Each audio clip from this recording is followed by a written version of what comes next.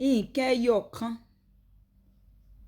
tó o lè ṣe fúnra rẹ especially when it comes to marital life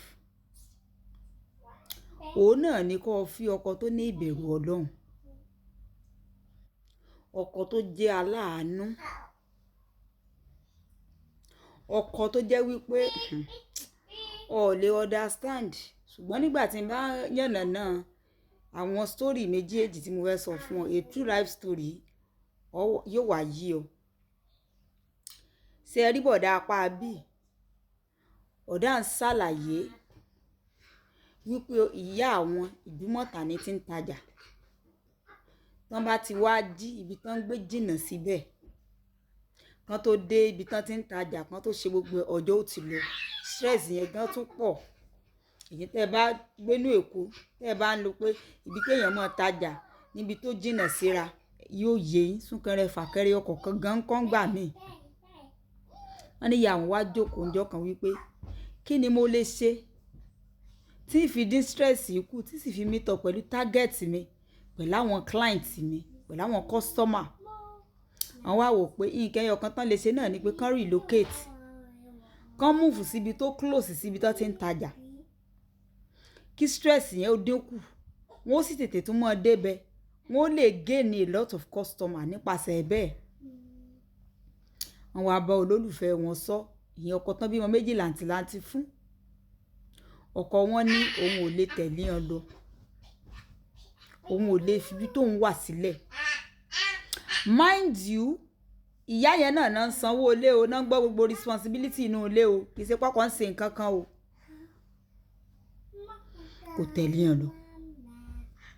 Ìyá yẹn sá lọ àtàwọn ọmọ for good 15 years náà ní ìyá yẹn fi struggle tó sáà ń forí ṣe fọrùn ṣe ìyá yẹn padà eventually kú. Wọ́n nígbà tí ìyá wọn wá kú báwọn ṣe sin ìyá àwọn tán wọ́n ní nǹkan tí bàbá àwọn ó sọ náà ni pé wọ́n sunkún mọ́ ètò ọ̀sùn ti tó wọ́n ti sọ fáwọn láti ìbẹ̀rẹ̀ pẹ̀pẹ̀ pé ẹlẹ́mìí kúkúrú ni ìyá yín pé in tó wá lè jẹ́ kẹ́mi rí ògùn ni wípé táwọn méjèèjì bá jọ wà papọ̀ inú ọkọ àti ìyàwó. Bọ̀dá ńlá wọn wá sí ojú sókè àwọn wo bàbá àwọn wípé so ẹ mọ̀ wípé tẹ́ ẹ bá jọ wà papọ̀ níyà àwọn òfin ní kú ní rèwerèwe ẹ sì gbà wọ́n láàyè láti dá nìkan mọ́ ọ lọ. Tí ì sì ṣe pé bóyá ẹ níṣẹ́ tẹ́ ẹ̀ ń ṣe níbi tẹ́ ẹ wà tí ì ṣe pé bóyá ẹ ní bùkátà kankan tẹ́ ẹ̀ ń gbé tẹ́ ẹ̀ ń gbọ́ lórí wọn tó jẹ́ pé ìyá ẹ̀ náà ní ń forí ṣe fọrùn ṣe kí ìdílé kó fi stand.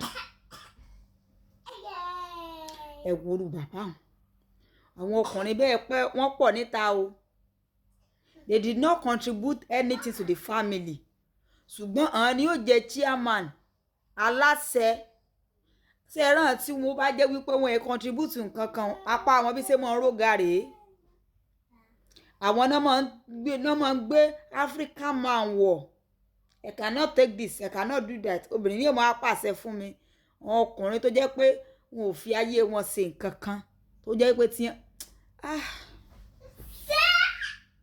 àwọn ọkùnrin bẹ́ẹ̀ tí wọn ò ní nǹkan kan tán contribute sínú ilé òun àná máa ń ṣe ìgbéraga kìíní jù tí ó sì yẹ kó rí bẹ́ẹ̀.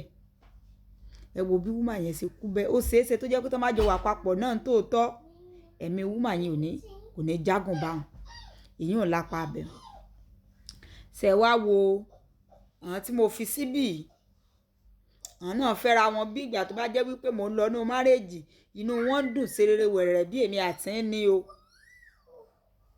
Àǹtí yẹn wá dípò bímọ ọmọ tó bí yẹn wá jẹ́ ká àǹtí yẹn wà paralyzed lè dá nǹkan kan ṣe fúnra lára rẹ̀ mọ́ oúnjẹ gan true nose náà fi ní oúnjẹ ń gbà wọlé sí lẹ́nu kò lè sọ pé mo fẹ́ tọ̀ àbí mo fẹ́ yàgbẹ́ àǹtí yẹn kan wà bẹ́ẹ̀ náà ni látijọ́ tó ti bímọ. Ẹ wá wo ọkọ bẹ́ẹ̀ lọkọ rẹ̀ ń sáré sọ̀tún ní sáré sósì yóò tún bá ná tán gbà yóò tún kíìsì rẹ̀ àánú àbíyamú sì ṣe é. Ẹ wá wo ọkùnrin ẹ wo ọkùnrin ẹ wo ọkùnrin mo lérò wípé tí mo narrate yẹn yóò ti yí àwọn olóye èèyàn wípé in everything tó bá fẹ́ ṣe, especially tó bá wò wípé ó wu ìwọ náà kó o marry o, wá ọkùnrin tó wà kind láti fẹ́. This is not the matter of pé bóyá èèyàn ń ṣe kinní àbí èèyàn ó kọjá bẹ́ẹ̀. Ṣerú àǹtí èyí ní ìsín tó padà ṣẹlẹ̀ sí lẹ́yìn tó bímọ só gbàdúrà rẹ̀. Àbírú ìyàwó ìyá àwọn bọ̀dá yìí tó sọ̀rọ̀ yìí, ǹjẹ́ ó mọ̀ pé irú ọkọ tóun ó padà ṣàgbákò rẹ̀ rèé? This thing we are marriage tá à ń sọ̀rọ̀ nípa rẹ̀ yìí, this marriage we are talking about, it's not a joke o.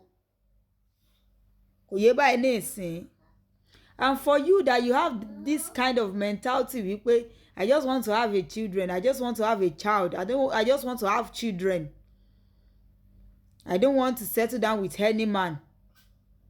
Tó o bá lọ bọ́ sírú kàtígórì irú àǹtí nǹkan, who will take care of you? Do you think your family can do this for you? So o lérò wípé àwọn àsọmú ẹ̀ they can do this? So o lérò wípé àwọn ọ̀rẹ́ tó ti gbọ́kànlé àbáwọn ẹbí rẹ wọ́n lè dúró tì ọ́ báyìí? Mo pity rẹ o. Mo pity rẹ o. Mo lérò wípé ọ̀rọ̀ mi ó ti yí àwọn olóye èèyàn tẹ̀ ń bá mi fòye lọ. Alájíkẹ́ rí iná o. Ẹ bá ń like, ẹ comment, ẹ share o. Ó dàbọ̀.